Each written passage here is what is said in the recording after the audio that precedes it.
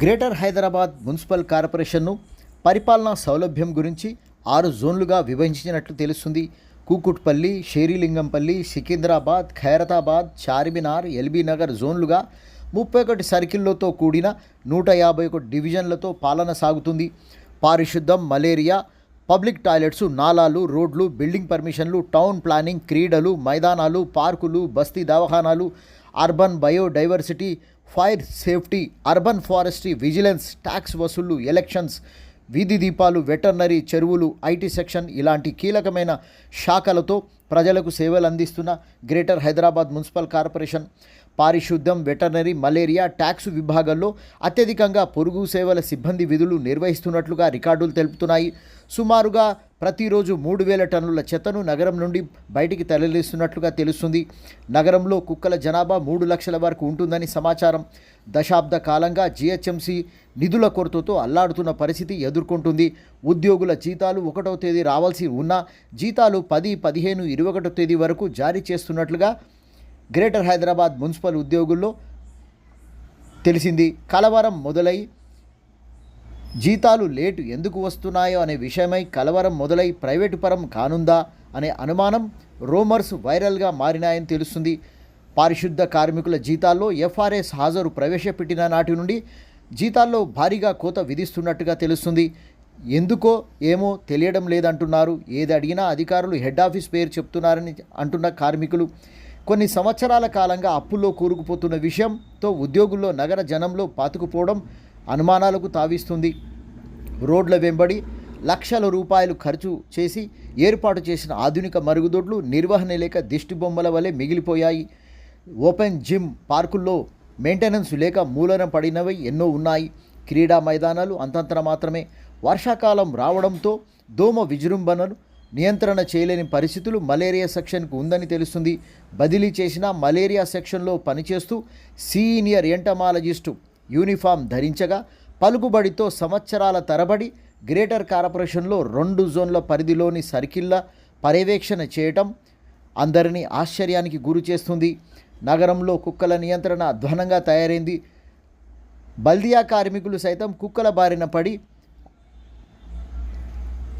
ప్రమాదాలకు గురవుతున్నారు. డెప్యుటేషన్ మీద వచ్చే అధికారుల వల్ల పనుల మీద శ్రద్ధ లేక పనులు జరగటం లేదని తీవ్రమైన ఆరోపణలున్నాయి. పలుకుబడి మంత్రుల సిఫారసుతో బదిలీలు లేకుండా మున్సిపల్లో తిష్ట వేశారని అపవాదుతో మూట కట్టుకుంటున్న విషయం గ్రేటర్ కమిషనర్ కాటా ఆమ్రపాలి ఏ విధంగా పరిష్కరిస్తారో చూడాలంటున్న నగరంలోని విద్యావేత్తలు, మేధావులు, బస్తీ కాలనీ సంఘాలు. చిన్నపాటి వర్షాలకు నగరం రోడ్లు చెరువుల్లా తలపించడం, వర్షం నీరు వరద కాలువల్లోకి పోకుండా రోడ్ల మీదే నిలిచి గంటల తరబడి వాహనాల కదలకుండా తీవ్ర ఇబ్బందులతో పాటు కాలుష్యంతో నిండిపోతున్న నగరం పరిస్థితి కనిపిస్తుంది.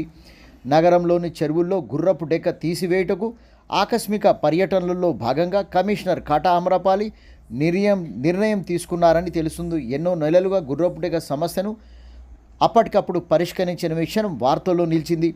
వెస్ట్ జోన్లో పారిశుద్ధ పనులు మెరుగుపరచడానికి అప్పటి జోనల్ కమిషనర్ ఐఏఎస్ అధికారి Sneha Sabareesh, zonal commissioner Ravikiran, greater municipal కార్పొరేషన్లో ఎక్కడా లేని పదవి పోస్టు శానిటరీ రిసోర్స్ పర్సన్ అనే పోస్టులో పనిచేస్తున్న వారు ఎవరు, ఎక్కడా లేని పదవిలో ఉన్నవారు ఏ రకమైన విధులు నిర్వహిస్తున్నారో వివిధ రకాల నివేదికల తీసుకొని పత్రికల్లో, మీడియా, సోషల్ మీడియాలో అధికారుల సలహా సూచనలు, విజిలెన్స్ నివేదికను పరిగణలోకి తీసుకొని ఎస్ఆర్పి పోస్టుల్లో పనిచేస్తున్న వారిని ఎస్ఎఫ్ఏలుగా మార్చి పనిచేయాలని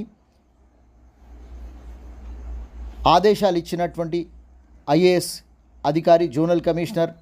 దీంతో చందానగర్, పటంచెరు సర్కిల్లో ఎస్ఆర్పీలుగా విధులు నిర్వహిస్తున్న వారు ఎస్ఎఫ్ఏలుగా మారి గత 6 నెలలుగా విధులు నిర్వహిస్తున్నారని తెలుస్తుంది.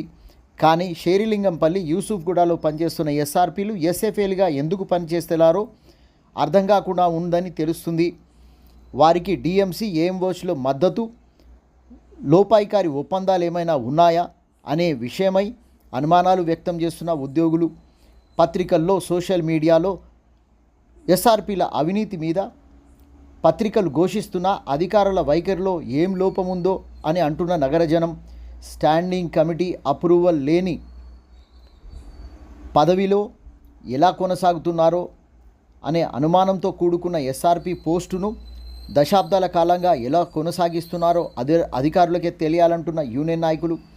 అప్పటి అధికారిక యూనియన్ వీరి అవినీతి మీద మితిమీరిపోయిందని రాతపూర్వక ఫిర్యాదుతో అప్పటి కమిషనర్కు ఫిర్యాదు చేసిన వివిధ హోదాల్లో అధికారులను ప్రజాప్రతినిధులను మేనేజ్ చేసి పదవి కాపాడుకుంటున్నారనే తీవ్రమైన ఆరోపణలు ఎస్ఆర్పీల మీద ఉన్నాయి.